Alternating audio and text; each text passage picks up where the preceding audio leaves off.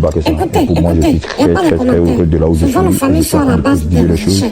Je sais que c'est difficile pour les gens qui m'aiment bien, les gens fanatiques d'Adebayor. Je sais que c'est difficile pour eux, mais il faut qu'eux aussi comprennent que dans la vie de tout un chacun de nous, il y a toujours des moments difficiles. Et moi, je le gère bien et voilà, je reviendrai plus fort qu'avant.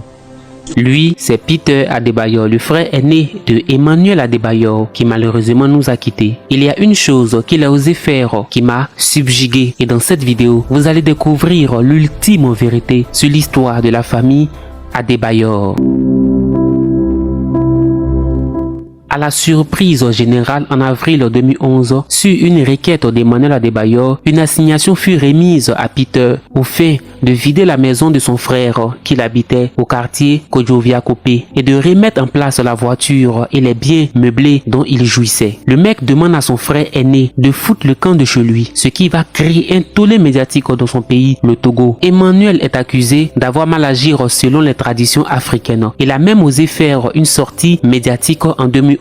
Et mon grand frère qui était en Allemagne est venu me voir. T'avais quel âge? J'avais 16 ans, j'ai tout lui donné. J'étais obligé de vider mon compte. Suite à Lomé, à l'occasion d'une dispute entre nous, il a cassé une bouteille et il m'a blessé. Dites-moi, que fera-t-il la troisième fois? On pourrait régler plus tard le problème, mais pour le moment, qu'il quitte ma maison et qu'il aille louer et il comprendra que la vie n'est pas facile, ordonna-t-il. Bon, Emmanuel Adebayor était vraiment chaud. À cet instant, mets-toi à la place de Peter Adebayor. Je vais dire que le mec est foutu dehors par son petit frère. En Afrique, on dit très souvent que si le grand frère ne fout rien, c'est au petit frère qu'on donne la parole parce qu'il a de l'argent pour les événements importants. Peter Adebayor rêvait de faire comme son frère. Il espérait devenir une gloire du foot. Entre 2010 et 2011, il aurait pu évoluer dans un club en Côte d'Ivoire lors des éliminatoires du championnat d'Afrique des Nations CHAN de ces années. Malgré son temps de jeu limité, il a avoué que c'est à cause de son frère s'il a été adulé tant sur le terrain, il a déjà fait le nom, a-t-il admis, tout en ajoutant vouloir jouer en Côte d'Ivoire. Mais que s'est-il passé pour que son rêve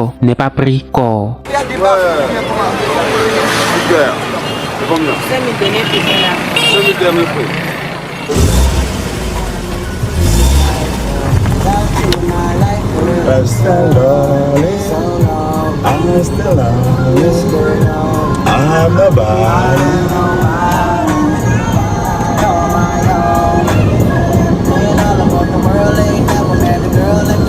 Maintenant, la vie est belle, hein? Et voici Peter Adebayor, copie conforme de son frère Emmanuel. Exhiber les signes extérieurs de la réussite familiale dans les rues de Lomé, il adore ça. Oui, ça c'est ma voiture. Peter Adebayor. Et ça c'est quoi Adebayor chez Emmanuel. BM. X5. Et ça c'est Grand Cherokee. Ça c'est pour ma mère. Pour aller à l'église. Maintenant, ça peut se comprendre qu'il se fasse plaisir. Mais moi, il y a un truc qui m'a dérangé, un mensonge. De leur histoire familiale, Emmanuel Adebayor a fait cette déclaration sur sa maman.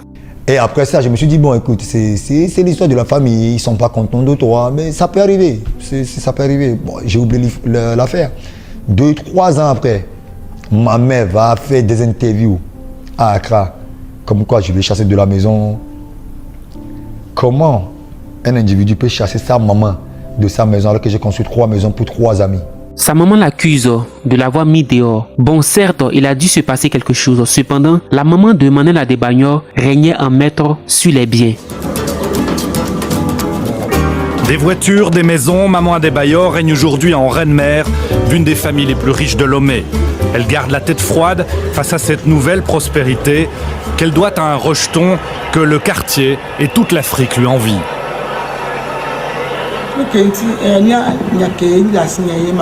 C'est vrai que l'on nous envie, mais c'est comme ça partout.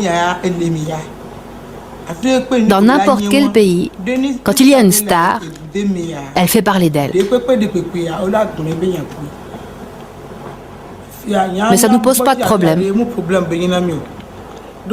Emmanuel lui-même raconte que quand les gens viennent lui demander un peu d'argent, Les voisins se demandent pourquoi il en donne. Ce qu'il répond, c'est qu'il a vu le monde et qu'il est humain. Si on vient lui demander quelque chose, il le donne volontiers pour que chacun puisse manger. Donc, où était le problème? Pourquoi a-t-elle dénigré son fils dans les médias? Moi, je pense qu'il faut regarder ailleurs. Je ne peux pas dire que la mère d'Emmanuel Adebayor n'aimait pas son fils. C'est un débat absurde. Ce qu'il est aujourd'hui, il le doit en grande partie à ses parents qui l'ont élevé et qui lui ont donné une éducation. Donc le véritable problème était les frères d'Emmanuel Adebayor. Il est visiblement celui qui a le plus réussi dans sa famille. Sans prendre position, mais je pense que, arrivé un moment, Adebayor a eu du mal à voir ses frères profiter aussi facilement de ses biens sans réellement démontrer leur détermination de se prendre en charge. Car celui qui gagne de l'argent en souffrant ne dépense pas de la même manière que celui qui ne fournit pas d'efforts, mais à qui on donne beaucoup d'argent. Adebayor pouvait ne pas réussir, car dans cette vie, rien n'est facile. Nous avons tendance à parler de ceux qui réussissent, mais et ceux qui échouent? Adebayor n'était pas le seul à aller à Metz très jeune. C'est bien, lui il a réussi. Il y a des majorités aussi qui ont échoué. Ceux qui ont réussi, il ne faut pas qu'ils oublient ceux qui ont échoué, quoi. Tu penses que tu pourrais occuper la place d'Adebayor maintenant si tu avais eu plus de chance? Je peux dire oui parce que je sais qu'au moins je joue bien et que si j'ai la même chance que lui, je peux arriver, oui, je peux. Vous vous rappelez de lui? Ah, je me rappelle très bien de lui, ouais. Je pense que je ne l'oublierai jamais de toute façon, parce que c'est quelqu'un, c'est un ami, c'est un copain d'enfance. C'est avec lui que j'ai fait tout le tour au Togo, donc on est parti au même moment, comme je vous l'ai dit, à Metz. Donc oui, c'est sûr que je me rappelle très bien de lui. C'était beau, c'était deux petits Togolais qui viennent d'arriver à Metz, qui connaissaient rien, il faisait froid, on était dans le camp, on mettait le chauffage à fond dans la chambre. Donc oui, c'est sûr que je dis, ouais, j'aimais bien le revoir et le consoler un peu, de lui dire que la vie n'est pas finie, donc il faut toujours y croire, et puis voilà. J'avais 16 ans quand je suis arrivé. Mais la deuxième semaine, j'avais eu un déchiré. Et quand j'avais eu une déchirée, le coach est venu, il m'a dit non, on ne peut pas te prendre. Donc il faut que tu retournes chez toi. Lui, il a beaucoup de talent, oui, c'est sûr que c'est un peu le même style de jeu que Zizou, que Ronaldinho, parce que c'est un mélange de jeu. Il peut dribbler à tout moment, il peut faire une passe décisive à tout moment. Il peut changer, à lui tout seul, il peut changer un match à tout moment. Donc bon, malheureusement, il est arrivé avec beaucoup de blessures, il a mal au pied. Même, c'est sûr que quand on arrive dans une équipe pour faire des stages et qu'on est blessé, c'est sûr que c'est difficile. Donc moi, je pense que c'est ça qui l'a mis un peu à la rue jusqu'à présent. J'ai dormi dans les camions. En hiver? En hiver, en plein hiver en plus. En plein hiver. C'est comment? C'était dur, c'était vraiment... Je te pose plein de questions, mais qu'est-ce que tu peux faire? Comment tu peux vivre comme ça? Et c'est pas facile, c'est dur. Mais ici, bon, tu es seul, c'est plus la galère qu'au Togo.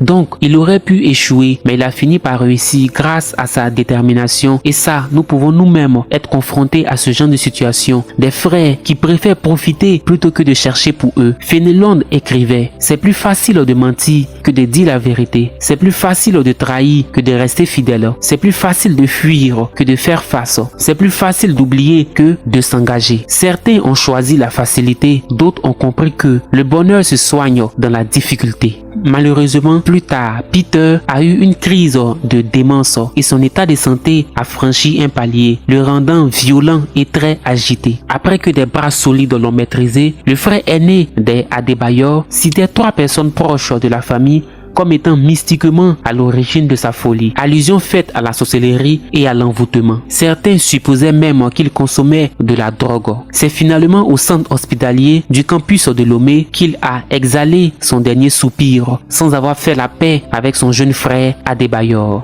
Vous savez, tout ce qui se passait l'été, on m'appelle, on me dit que mon frère est décédé. Mon frère aîné que j'ai suivi direct est décédé. C'est très difficile, vous savez, je pars au funérailles de mon frère. Je me suis dit, bon, il n'est plus là.